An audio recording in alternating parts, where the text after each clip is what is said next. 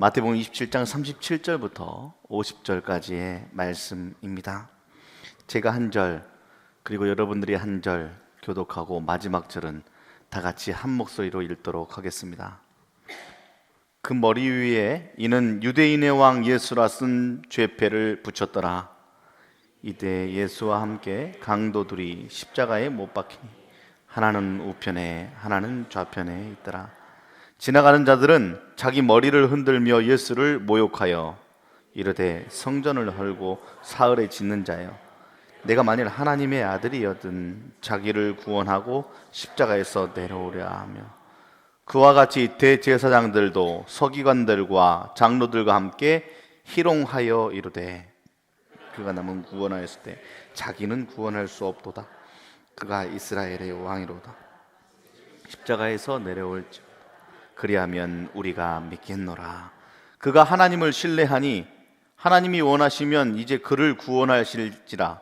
그의 말이 나는 하나님의 아들이라 하였도다 하며, 함께 십자가에 못 박힌 강도들도 이와 같이 역하더라. 제6시로부터 온 땅에 어둠이 임하여 제9시까지 계속되더니 제9시쯤에 예수께서 크게 소리질러 이르시되 엘리 엘리 라마 사박다니 하시니, 이른 곧 나의 하나님 나의 하나님 어찌하여 나를 버리셨나이까 하는 뜻이라. 거기 섰던 자 중 어떤 이들이 듣고 이르되 이 사람이 엘리야를 부른다 하고, 그 중에 한 사람이 곧 달려가서 해면을 가져다가 신포도주에 적시어 갈대에 끼어 마시게 하거늘, 그 남은 사람들이 이르되 가만두라, 엘리야가 와서 그를 구원하나 보자 하더라. 예수께서 다시 크게 소리 지르시고 영원히 떠나시니라. 아멘. 성금요일 예수님 십자가에 못 박히신 그 놀라운 사건을 기억하며 한자리에 모인 우리에게 주시는 하나님의 귀하고도 복된 말씀입니다. 오늘 말씀의 제목은 누가 그리고 누구를 위하여 라는 제목으로 말씀을 함께 묵상하고자 합니다. 누가 예수님을 죽였습니까? 누가 예수님을 죽였습니까? 손들지 마시고, 누가 예수님을 죽였습니까? 왜 예수님은 정치범도 아닌데 반역자들에게만 해당하는 로마법에 따라서 극악무도한 십자가형을 받게 된 것일까요? 그렇게 예수를 죽게 한 장본인은 도대체 누구이며 누가 예수님을 죽였습니까? 우리가 매주마다 함께 고백하고 있는 신앙 고백인 사도신경에 따르면 로마 총독 빌라도가 장본인이라고 밝히고 있습니다. 본디오 빌라도에게 고난을 받아 십자가에 못 박혀 죽으시고, 생각나시죠? 다 같이 한번 해볼까요? 시작. 본디오 빌라도에게 고난을 받아 십자가에 못 박혀 죽으시고. 우리는 사도들의 신앙 고백을 통해서 매주 이렇게 고백하고 있습니다. 복음서에 따르면 빌라도는 예수에게 오히려 호의적이었던 사람이겠다라는 생각을 들게 만듭니다. 사도신경과 복음서의 진술이 조금 다르죠. 사도들의 신앙 고백은 예수님을 십자가에 못 박은 사람을 정확히 본디오 빌라도라고 이야기를 하고 있고, 복음서는 그러한 빌라도가 예수님이 어떠한 분이신지 알고 있었을 것이다 라고 증언하고 있습니다. 어느 쪽이 진실인지 우리는 정확히 알지 못합니다. 빌라도가 예수를 석방하려는 마음을 먹고 그렇게 하려고 애썼더라도, 그러나 결과적으로 그의 책임이 없어지는 것은 아니다라는 것을 우리는 잘 알고 있습니다. 민심과 관련해서 빌라도는 예수로 인해서 로마 통치 질서가 흔들릴 수 있다고 판단했습니다. 잘 한번 생각해 보세요. 저 사람 때문에 우리 공동체가 흔들린다라는 생각을 하는 리더의 마음을요. 그래서 로마법은 이런 자를 일벌백계로 다스렸습니다. 그 사람을 극악무도하게 처리함을 통해서 다시는 그러한 일이 일어나지 않도록. 그래서 우리가 흔히 사국을 보면 반역한 자뿐만이 아니라 반역한 자의 가문은 모조리 몰살당하는 일들을 우리는 찾아볼 수가 있습니다. 이게 바로 로마법의 한계이자 이중성입니다. 로마법은 오늘 우리가 가지고 있는 실정법과 똑같지요. 예수를 체포하여 종교 재판을 거친 다음에 빌라도 법정에 넘긴 사람들은 산헤드린 공회입니다. 자, 두 번째로 예수를 죽인 자는 누구입니까? 산헤드린 공회입니까? 복음서의 진술만 따른다면 분명히 예수님을 십자가에 못 박은 장본인은 바로 산헤드린 공회가 맞습니다. 사도들의 신앙 고백은 빌라도라고 이야기하고 복음서에는 산헤드린 공회가 예수님을 십자가에 못 박은 장본인이라고 주장하고 있습니다. 복음서의 진술만 따른다면 실질적으로 예수님을 죽이겠다고 진작부터 음모를 꾸민 사람들이 산헤드린 공회 의원들이기 때문에 그렇습니다. 재밌는 게 있어요. 왜 정치는 항상 이런가 모르겠습니다. 산헤드린 공회 안에도 공식 기구로서의 산헤드린이 있고 비공식 기구로서의 산헤드린 공회가 있었답니다. 그래서 실질적으로 산헤드린 공회를 움직이는 자들은 산헤드린 공회 출신인 원로자들이 모인 비공식적인 산헤드린 공회의 공의원들이 공식적인 산헤드린 공회를 움직이고 있었다라고 이야기하고 있더라고요. 그래서 예수님을 신문하고 빌라도에게 넘긴 이들은 실질적으로 비공식적으로 활동했던 산헤드린 공의의 공의원들이었습니다. 다만 자기 민족의 선지자인 예수가 이방인의 실정법인 로마법에 따라서 죽을 위험에 처했을 때 구명운동을 적극적으로 펼치지 않았다라는 것도 작은 책임이 아닐 수가 없습니다. 단테의 신곡에 이런 글이 나와 있어요. 잘 한번 들어보십시오. 필요할 때 행동하지 않은 이들도 정화 과정을 밟아야 할 죄인이다. 필요할 때 행동하지 않는 이들도 반드시 회개해야 될 과정을 거쳐야 될 죄인이다 라고 이야기하고 있습니다. 그런 의미에서 다시 한번 살펴볼까요? 본디오 빌라도도 장본인이요, 산헤드린 비공식적이든 공식적이든 산헤드린 공의의 회원들도 다 예수님을 십자가에 못 박고 예수님을 죽인 장본인입니다. 마지막으로 예수님의 죽음에 연루된 또 하나의 집단이 있습니다. 그 집단에는 우리도 아마 포함될 것입니다. 바로 예루살렘 백성들입니다. 최근 이번 주 안에 고난주간 동안 말씀을 묵상하면서 깜짝 놀랐습니다. 그 어떠한 말씀보다 저에게는 바라바와 예수님을 빌라도가 이스라엘 백성들 앞에 세워놓고 누구를 풀어줄까요? 라고 외쳤던 질문 가운데 그 백성들이 선동되어 예수를 십자가에 못 박아라! 라고 외치는 그 외침이 아주 생생하게 마음 가운데 기억에 남고 있습니다. 누가복음 23장 21절을 보면 이렇게 이야기하고 있어요. 그들은 소리질러 이르되 그를 십자가에 못 박게 하소서, 십자가에 못 박게 하소서 라고 하는지라. 예루살렘 백성들이 예수를 십자가에 처형하라고 시위를 벌인 이유에 관해서는 우리가 지금 소상하게 알지 못하고 있지만 분명한 사실은 하나님의 백성이라고 자처하는 예루살렘 백성들이 그토록 기다렸던 메시아를 십자가에 못 박으라고 외치고 있는 현장 가운데 우리는 지금 함께하고 있습니다. 예수님을 누가 죽였습니까? 본디오 빌라도입니까? 산헤드린 공회입니까? 예루살렘 백성들입니까? 이 백성이라고 지칭하는 이 민중들이 아주 큰 힘을 가지고 있습니다. 그 민중들이 권력자들에 대항하여 세상을 개혁하는 주체가 되기도 하지만 반대로 거꾸로 반개혁에 이용당하는 무리가 될 수도 있다는 사실입니다. 스스로 생각하고 행동하지만 동시에 쉽게 선동당하기도 합니다. 저는 그 말씀이 참 이해가 되지 않습니다. 지도자들이 아무리 그렇게 선동할지라도 어떻게 예수님이 죽은 자를 살리는 것을 본 자들이, 안진뱅이를 일으킨 자를 본 자들이, 눈먼 자를 눈뜨게 하는 자를 본 자들이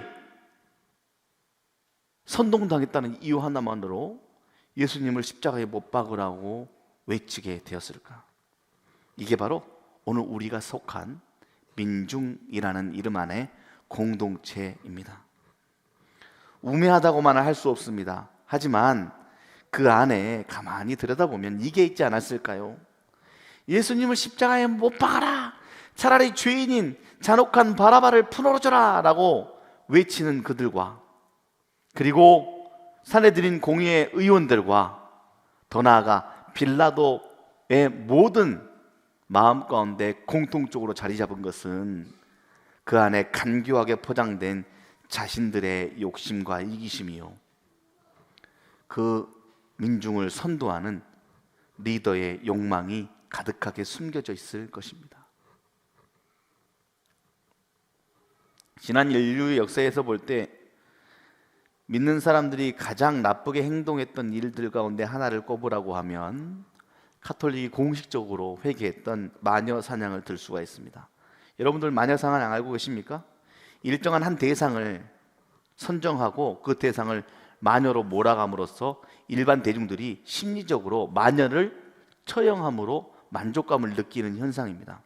그래서 모두가 인정한 한 개인을 마녀로 인정해서 그 사람을 처형하면 이 땅 가운데 악한 어떠한 한 무리의 수장이 사형당하여 무언가 좀 더 선해졌다라는 마음 가운데 카타르시스를 느끼는 믿는 사람들의 잘못된 행동들이었습니다.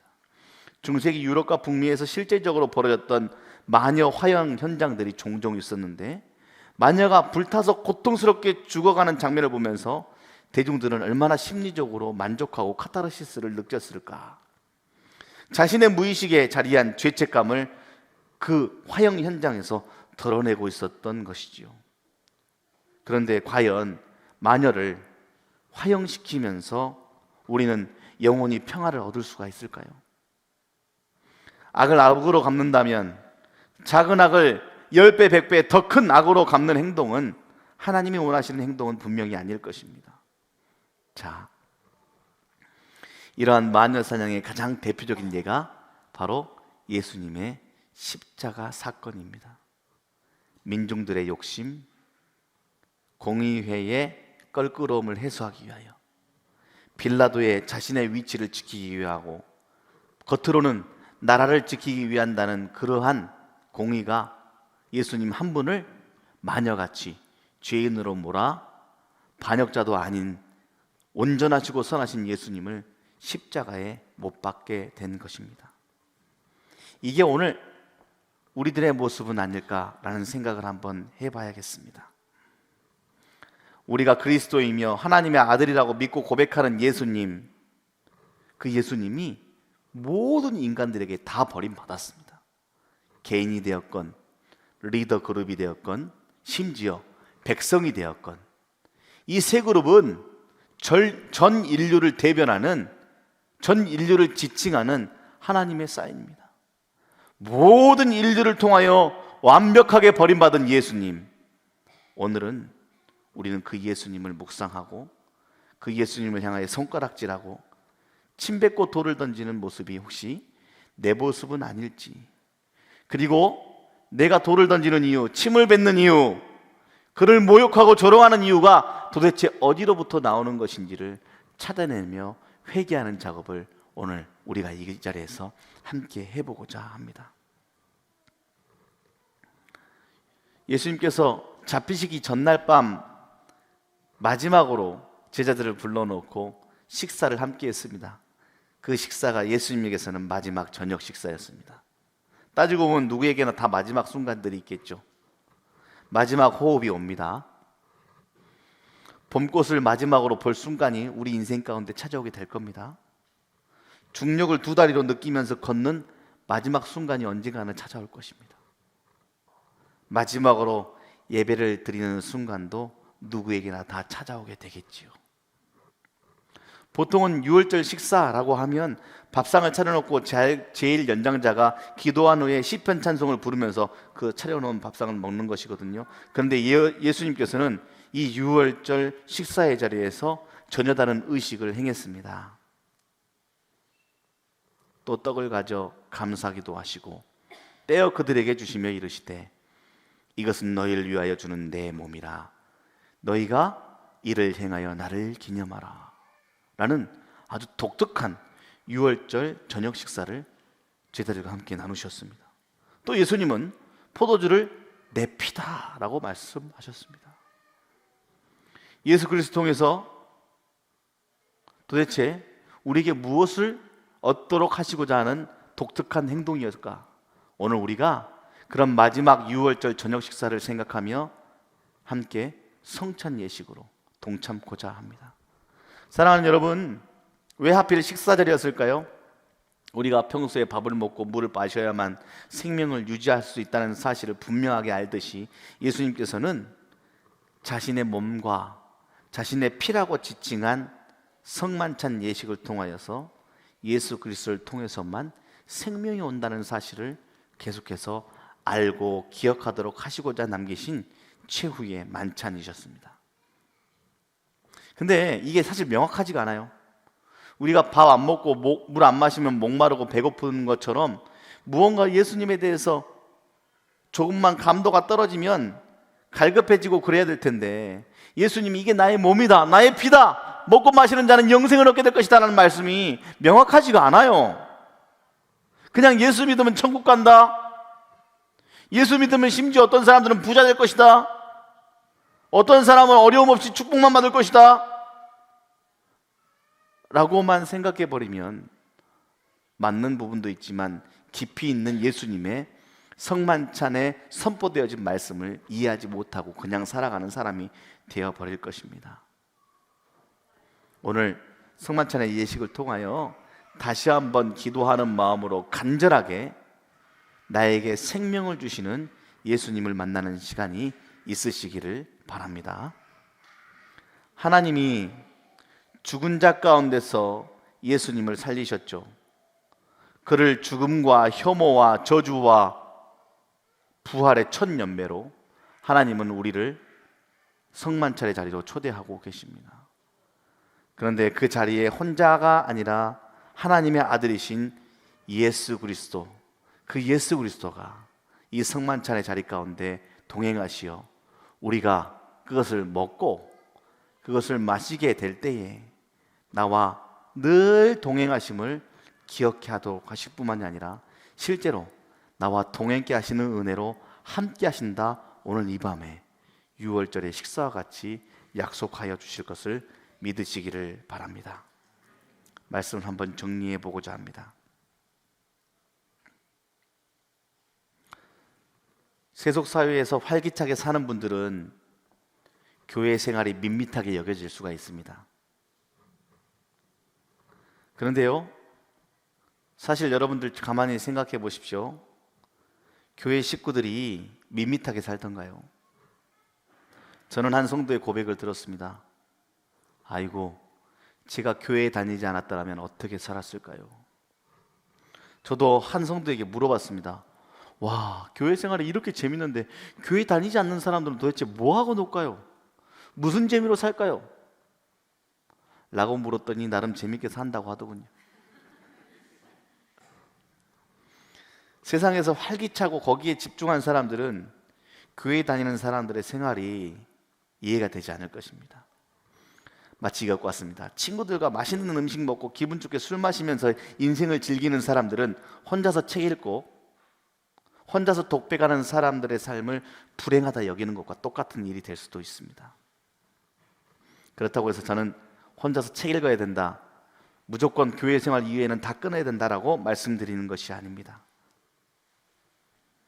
그리스도인들에게 나타나는 삶의 능력을 과연 여러분들은 느끼고 살아가고 계십니까? 그리스도인들이 누리는 믿음 생활의 즐거움을 여러분들은 누리고 살고 계십니까? 이걸 더 명료하고 정확하게 누려내기 위해서는 계속해서 예수 그리스도의 말씀에 집중하고 예수님의 삶을 궁금해하며 베풀어 주신 성만찬의 놀라운 은혜를 마음판에 되새기며 훈련하고 또 훈련하고 훈련해야만 합니다. 그때서야 비로소 이것이 바로 믿는 사람들의 삶이구나를 조금씩 알아가는 삶이 되게 될 것입니다. 자, 우리는 왜 성만찬이 있는 성금요일을 다 같이 모이자고 말하며 이 저녁에 함께 모였을까요? 예수 십자가의 사건, 우리를 살리기 위해 자신의 몸과 피를 주신 놀라운 그 성찬에 오늘 주님께서 우리를 초대하고 계십니다. 조금 더 깊이 있게 예수님의 삶의 능력과 예수님이 주시는 사랑을 알아차리라고 우리를 이곳 가운데 모아 주셨습니다. 그러니 오늘 이 저녁만큼은 더욱더 집중하여 십자가의 놀라운 비밀을 알아차리고 주님께서 우리에게 허락하시고자 하는 믿는 자들에게 주시는 하나님의 놀라운 사랑에 감격하는 이 밤이 되시기를 바랍니다. 첫 질문을 다시 한번 해볼까요? 누가 예수님을 죽였습니까? 그리고 예수님은 누구를 위해 십자가에 못 박혀 돌아가셨습니까? 우리 시간 다 같이 십자가 밑에서의 고백을 다 같이 함께 나누면서 오늘 설교의 제목을 다시 한번 되새기며 성찬의 자리로 나아가도록 하겠습니다. 제가 한번 읽고 그 다음에 다 함께라고 나오는 부분은 여러분들이 나의 고백입니다 라는 마음으로 함께 선포했으면 좋겠습니다. 십자가 밑에서의 고백. 주님을 아프시게 한 것은 쓰라린 가시 면류관 때문이 아니요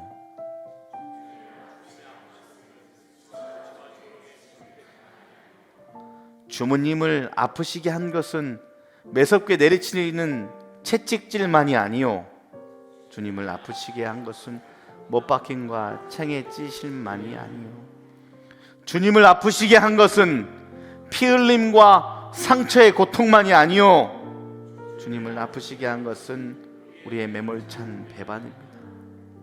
주님을 아프시게 한 것은 우리의 어처구니 없는 불순종입니다. 주님을 아프시게 한 것은 도무니 주님의 마음을 몰라주는 무지함입니다.